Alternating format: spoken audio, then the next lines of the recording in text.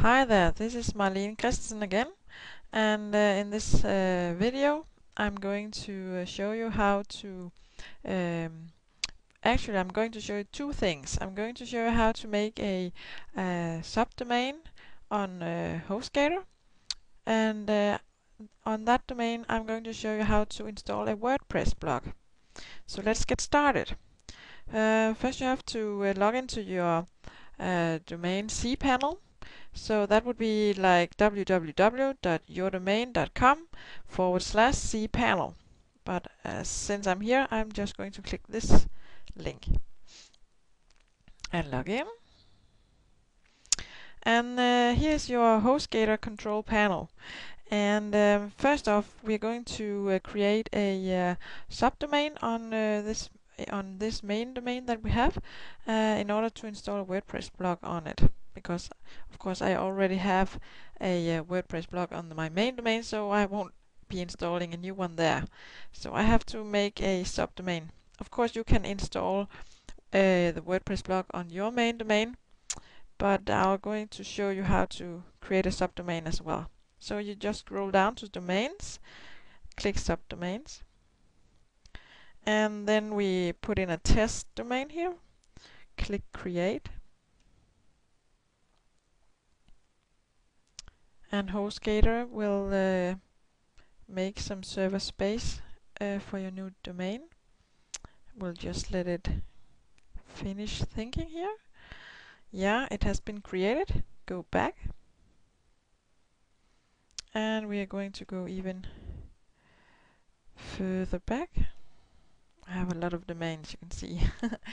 As I told you in the last video, you can have unlimited domains added to this domain. It can be domain names that you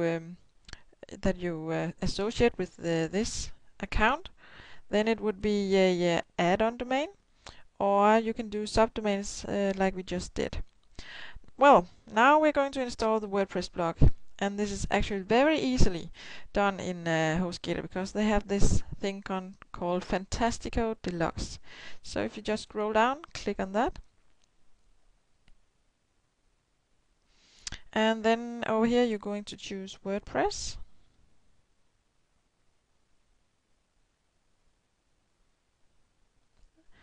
And we are going to put in a new installation.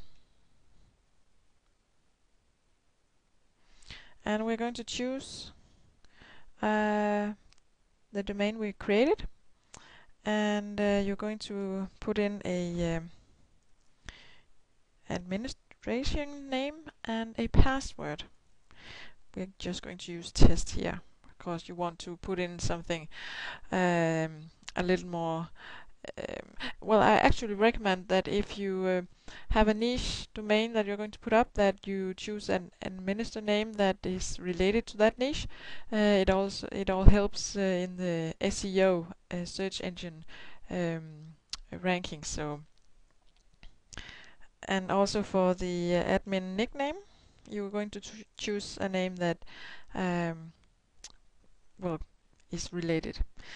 Well, then you can put in a description if you want. You can change that later. But and you want to put in your email. If you want to have another email, you have to change this as well. And you just install WordPress. Finish installation. And you're all done. You can actually go visit now. And here you can see the link that you need to be typing in to your browser, or here you can just click it. This is where you log into your WordPress admin panel. And let's do that.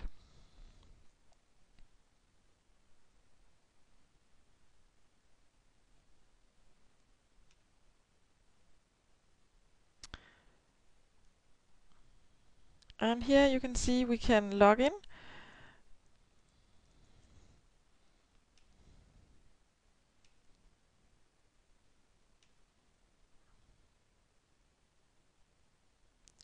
Yeah. And this is your dashboard. This is where you control your complete every setting on the WordPress blog. I won't go into details now. I will show you in a later video how to use this stuff. But now you are all set and done.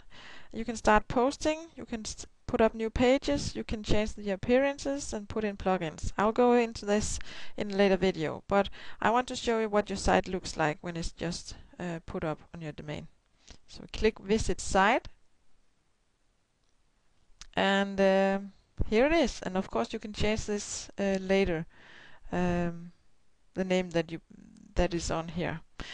And I'm going to show you.